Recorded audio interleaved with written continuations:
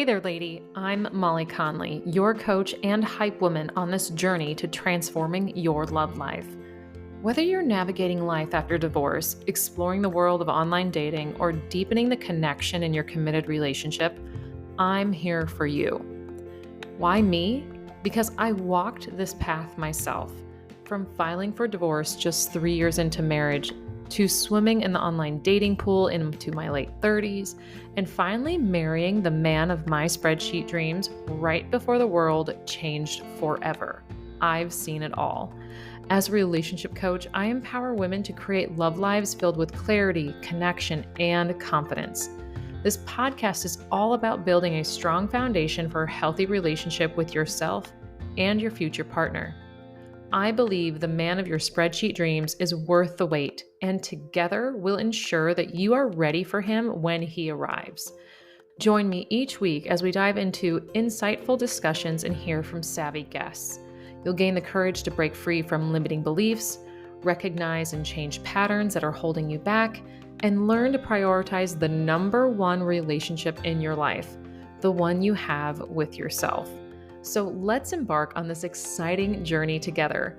Welcome to Reinventing the Arena. Hey there, lady. Welcome back to the podcast. And if this is your first time here, I'm excited to have you.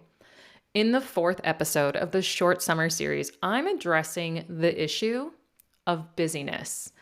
Women, men, and even couples say that they're too busy and they don't have enough time for X, Y, and Z. Busyness is an excuse we have for everything. If you are too busy to date, or you say you're too busy to have quality time with your partner, we have a real problem. Busyness has become a badge of honor. It has led us to believe that the hustle culture, or even the girl boss or boss babe culture, will get us the life we dream of. But yet, I think we figured it out. It doesn't. More often than not, busyness can lead to burnout in more ways than one. So what does it do to your love life, whether you're single or committed? Well, a busy schedule often means less time to socialize and meet new people. And if you're in a relationship, quality time with a partner is crucial for building a strong relationship. Obviously, constant busyness can lead to other things like other health issues such as stress, fatigue, and, just making it difficult to be emotionally available to invest the necessary energy to nurture a healthy long-term relationship. And, when you think about your career or, other commitments you have and they take a priority, it can be hard to fit in dating and building that relationship you already have. So this can lead you to have, neglect in your personal relationships. Speaking on those relationships, being busy often limits, like I mentioned, social interactions, but it limits it to just a small group of colleagues or close friends, which really reduces the chance of you meeting new and potential partners. So if you're looking for a deep connection, a fast-paced lifestyle isn't going to help you. Interactions will honestly become very superficial due to the lack of time for deep conversations and meaningful bonding, which, are essential for building a lasting relationship. Overall, if you're looking for a potential partner but can't make time to date someone, something has to give. Same if you're committed or even if you're married. If all you're doing is rushing through your day, getting ready for work, getting the kids out to, school or other places, having a quick meal, heading over to do whatever after work or after school event, what do you think it does to your love life? What do you think it does to you? Remember, the most important relationship you have is the one you have with yourself. If you can't commit to yourself, how do you expect anyone else to? How do you expect your boyfriend or your husband to spend time with you if you're always on the go? And vice versa. If work, kids, hobbies, traveling, or whatnot is keeping you from having the real connection, the real relationship you desire, then it's time for you to stop self-sabotaging yourself. Busyness is a sabotaging behavior because you can use busyness to push away what you subconsciously or even consciously don't want to even deal with. Of course, staying busy has hypothetical benefits, right? It makes you feel valued. It makes you feel needed. When you reduce busyness, you are left with the empty space. You have to sit with yourself, and sometimes that can be difficult, just to be honest there, right? Ask yourself, what is busyness trying to hide you from? What is busyness keeping you from doing? Keeping you from seeing or even feeling? Maybe you have a fear of failure and prioritize your career because you believe that once you have the success, the validation, the acknowledgement, that love from others will just follow. Maybe you're afraid of being vulnerable. Staying busy allows you to avoid rejection or emotional intimacy altogether. Or, previous negative experiences in relationships, such as really bad breakup or maybe even betrayal, makes you hesitant to invest time and effort into your love life. Better yet, maybe you want a sense of control and accomplishment. Relationships can feel really unpredictable and sometimes uncontrollable, making you prefer the certainty of your routines and your tasks. Maybe you fear that you'll never find the right partner for you, so you avoid putting effort into your love life by using busyness as a, defense mechanism against potential disappointment. Or maybe you have worked on your fears, spent time doing the inner work, and now you're ready to find the man you've been dreaming of, yet your life doesn't have the space for love. Once busyness takes over your life, it can become a habit and it can be really hard to break. You may not realize how to adjust your priorities or even adjust your schedule, or you might struggle with change altogether. I know I really did when I was trying to do this for myself. All of this is normal. Trust me, like I said, I've been there too, and so have my clients. Stopping the domination of busyness in your life can make space for finding love, and keeping it involves intentional changes to your lifestyle and your mindset. Here's a few ways for you to try if busyness has taken over your life. Number 1, prioritize your time. I know it sounds simple, right? Identify and focus on your core values and what truly matters to you. Allocate specific time for those personal relationships and, of course, self-care, just as you would for work-related tasks or even other family members' events.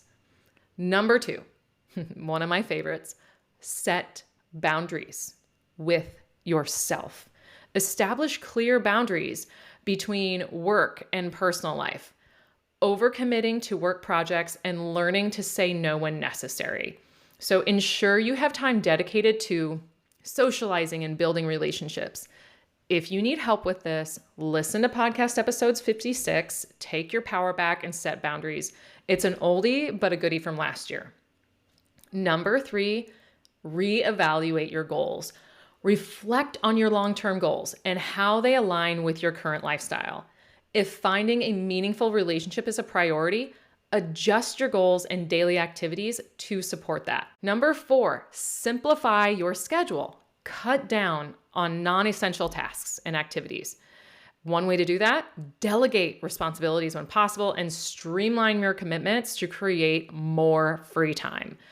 When I was still trying to find time to date, I couldn't believe everything I had on my schedule. So if this is you, I recommend trying to block out your calendar, whether that's, on a piece of paper or in a planner or digitally, with every commitment you've made for the week.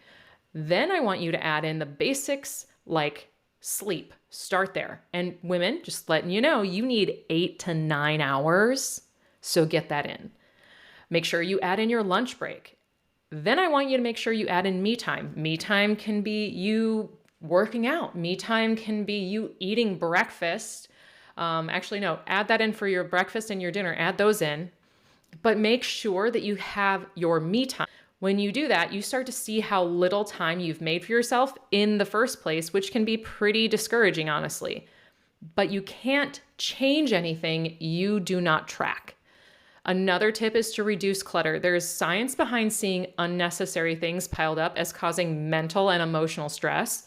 So do what you can in your space. And if you have family members, have them help with this too. Number 5, reflect and adjust. Regularly assessing how your time is being spent and whether it aligns with your priorities. Make adjustments as needed to ensure that you're, dedicating enough time to your personal life. Number 6, practice self-compassion.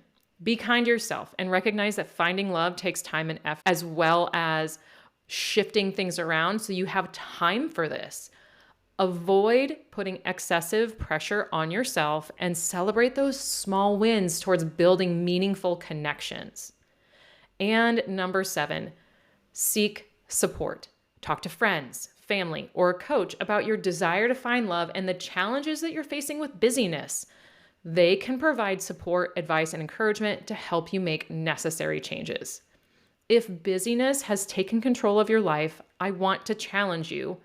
Where can you make space in your life for yourself first? How can you utilize some of the ways I mentioned earlier to then make time for love in your life? No matter what, know that this is really normal. Busyness is something I've seen in almost every single client I've met with. Sadly, it's really a part of our culture, especially in America. And if you've already tried some of these and they haven't worked for you, schedule a 90-minute reinvention call. We can figure out how to alleviate busyness from affecting your love life. All right, lady, that is all I have for you on this episode. If you enjoyed today's episode or even ones from the past, I would love it if you would leave a written review on Apple Podcasts. When you do, you'll be entered to win an energetic assessment reading. And if I read your review on an episode later on this year, you have won.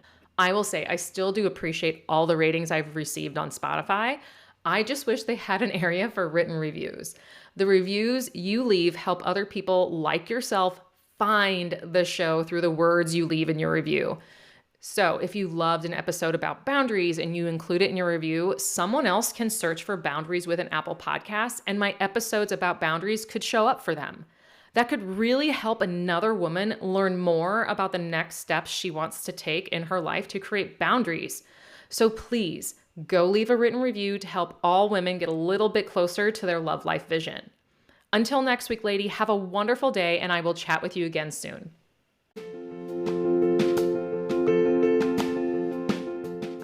Thank you for joining me on the Reinventing the Arena podcast. I'm your host, Molly Connolly, a relationship coach devoted to helping women reinvent their love lives. Tap the subscribe button so you never miss out on an episode. You can always find me on Instagram at Reinventing the Arena or learn more from me on my website at reinventingthearena.com.